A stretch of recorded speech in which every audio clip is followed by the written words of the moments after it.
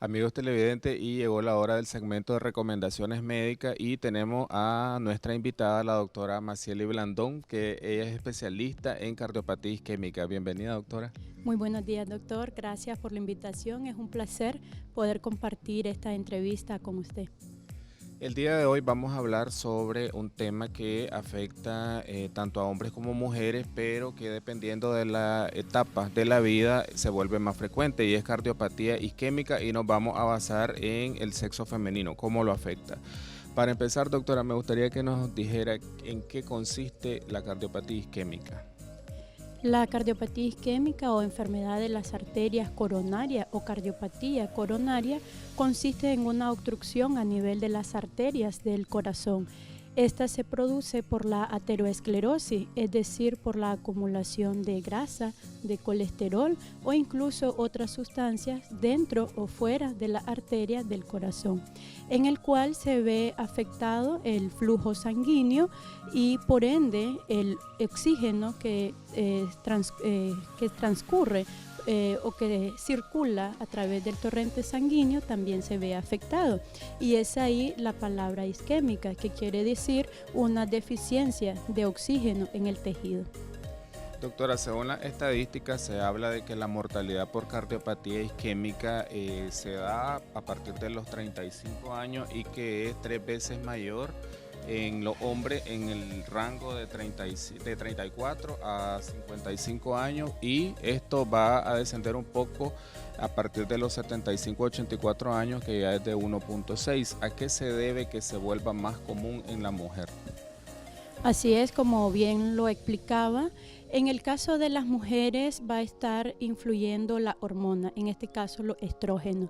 Los estrógenos para nosotras las mujeres en la edad reproductiva pues es un factor protector. Sin embargo, a medida que vamos avanzando en edad, el estrógeno va disminuyendo y este puede convertirse en un factor desencadenante para producir enfermedades cardíacas. ¿Cuáles son los primeros síntomas que nuestras televidentes pueden detectar para sospechar que tienen cardiopatía isquémica? En el caso de los síntomas los dividimos en dos tipos. Tenemos el síntoma clásico de la enfermedad, que es la opresión torácica opresiva, que va a estar irradiada al brazo izquierdo, hombro izquierdo, que puede estar acompañado de sudoración fría, incluso ardor a nivel del epigastrio. En el caso de las mujeres puede haber una sensación de dificultad para respirar, puede haber ardor en el pecho, puede haber malestar en hombro, en muñeca, incluso en la mandíbula. Esto es lo que hace un cuadro difuso, y es aquí la importancia de educar a las mujeres en identificar los síntomas. ¿Por qué? Porque se ha considerado que las mujeres tardan más tiempo en llegar a una unidad asistencial porque consideran que los síntomas no son los de un infarto. Para toda patología, doctora, existen un sinnúmero de factores de riesgo que te van a predisponer a desarrollarla. Además de lo que ya mencionó, ¿qué otros factores de riesgo afectan más para que se produzca esta patología en la mujer? Como decíamos anteriormente, la formación de las placas de grasa. Esto se va a dar por la obesidad, el sedentarismo. Tenemos las enfermedades de base como son la hipertensión arterial, la diabetes, los antecedentes familiares de padecer enfermedades cardiovasculares, el fumador pasivo, el fumador activo, el que toma, y el sedentarismo. Esta patología, doctora, ¿se puede considerar que es algo agudo o también puede ser crónica? Puede ser aguda, de hecho lo que va a desencadenar es el infarto agudo al miocardio. Cuando estamos ante una paciente que llega con sintomatología de dolor en el pecho opresivo, como usted lo describía muy bien, ¿existen algunos exámenes de laboratorio o algunos criterios clínicos y de laboratorio para sospechar que el paciente está presentando algún infarto? Sin duda alguna es necesario la realización de exámenes médicos. Este es un diagnóstico multidisciplinario. Primeramente se va a valorar la historia clínica del paciente, seguido de eso se va a necesitar un electrocardiograma y aquí viene la valoración multidisciplinaria porque va a estar involucrado el cardiólogo o el cardiólogo intervencionista por si el paciente necesita un ecocardiograma, necesita una prueba de esfuerzo o puede incluso necesitar una tomografía del corazón, ¿no? Siempre, doctora, que nosotros anunciamos algún tema en redes sociales, surgen las preguntas de los televidentes, existen también mitos, tabúes sobre la enfermedad y una televidente me planteaba de que si ella tuvo una valvulopatía, una afectación de las válvulas del corazón en la infancia, esto le puede predisponer a desarrollar la cardiopatía isquémica.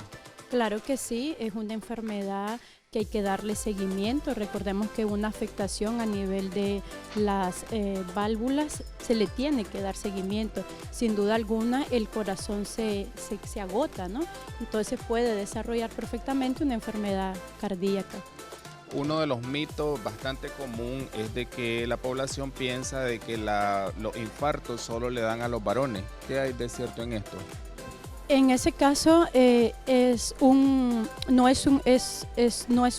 mito, pues digamos, es una realidad en el caso de que se ha considerado de que solo el varón, pero es algo que se viene arrastrando por historia, incluso hasta en las películas podemos ver cómo se ha identificado solo el sexo masculino, el varón, el adulto, que es el que presenta un infarto, pero es un mito realmente. No es una realidad. Generalmente son las mujeres las que tienen una alta incidencia de padecer una enfermedad cardíaca, tiene una alta mortalidad. Doctor, usted explicaba al inicio de que el factor fisiopatológico que influye más es la arteriosclerosis, que es la acumulación de grasa a nivel de la arteria. Así es. Cuando un paciente se realiza un perfil lipídico, ¿cuál es el colesterol que comúnmente está alterado?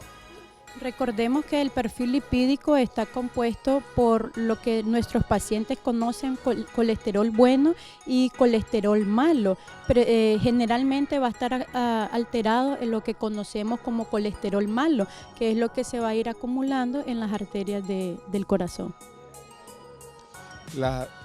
¿Algunas recomendaciones, doctora, para prevenir este tipo de patología? Recordemos que el tratamiento es multidisciplinario, el paciente tiene que hacer conciencia de bajar de peso, de que la obesidad, el sedentarismo es el principal causante de la enfermedad. Tiene que estar un nutricionista valorándolo, dándole seguimiento para que este paciente pueda adquirir su peso ideal, pueda aprender a tener una dieta cardiosaludable. Si el paciente es hipertenso o es diabético, controlar sus enfermedades de base, realizar ejercicio, su control según las citas, ¿no?, que le establezca su médico de base y por supuesto cumplir con su tratamiento, que eso es lo más importante, porque realmente es complejo, ¿no?, para un paciente ser hipertenso, ser diabético y tomar medicamentos extras, que en este caso serían los del corazón. Es difícil cumplir el tratamiento, pero tienen que hacer el esfuerzo, ¿no?, de adquirir una responsabilidad, que la enfermedad es grave. Ya bien, la doctora nos explicó los factores de riesgo más importantes y, amigas televidentes, cuando exista sospecha de alguna cardiopatía isquémica, tenemos recomendada a nuestra experta, la doctora Macieli Blandón. Doctora, ¿cuáles son sus números de contacto y cómo aparecen en redes sociales? En redes sociales me pueden encontrar como Macieli Blandón. Para cualquier consulta, mi número es 5830-0691. Le agradecemos sus excelentes recomendaciones a nuestros amigos televidentes y continuamos con más de su revista Primera Hora al otro lado del estudio.